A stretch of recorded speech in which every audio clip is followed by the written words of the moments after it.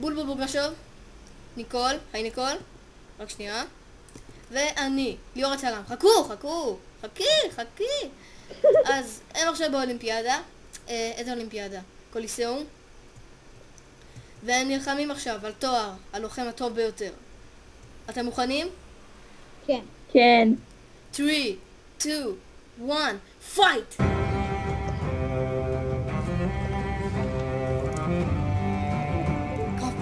קרב בנות. קדימה, תעפו לה את הראש! כן. וניקול ניצחה בסיבוב הראשון. סיבוב שני. ילחמו! יאללה איתמר. אנחנו בקולוסיאום, זה בלי יאללה. יאללה איתמר, מה אכפת לי? יאללה איתמר. תקרא את הבדנה הזאת. וניקול ניצחה. ניקול קראה את איתמר שוב.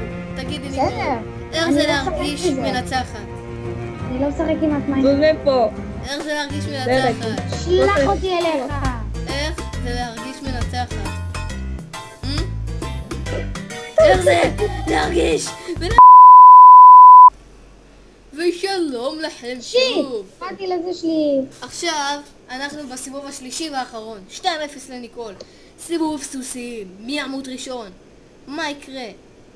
את זה אנחנו לא יודעים. מוכנים? 3, 4, פייט!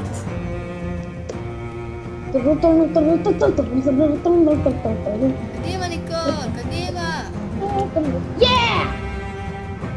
אוקיי. איתמר ניצח בסיבוב עם הסוסים. איתמר, המנצח הגדול שלנו. ועכשיו הסיבוב האחרון שיכריע.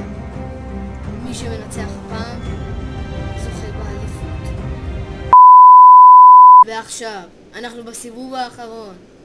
מי יזכה? איתמר או שבכלל ניקול?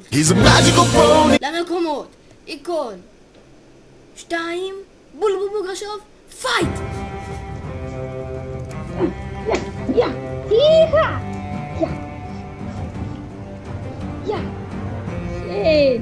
ואיתמר ניצח באליפות. איתמר מנצח! איתמר! האמת אתה עושה תיקו. סתם. עד כאן היינו היום יוטיוב. מקווה שנהנתם. אם לא נהנתם בבית. לא, זה היה תיקו, ליאור. לא, אמרתי שזה סיבוב מכריע. טוב, אז ביי ביי יוטיוב. נתראה בסרטון הבא. אם יהיה סרטון הבא.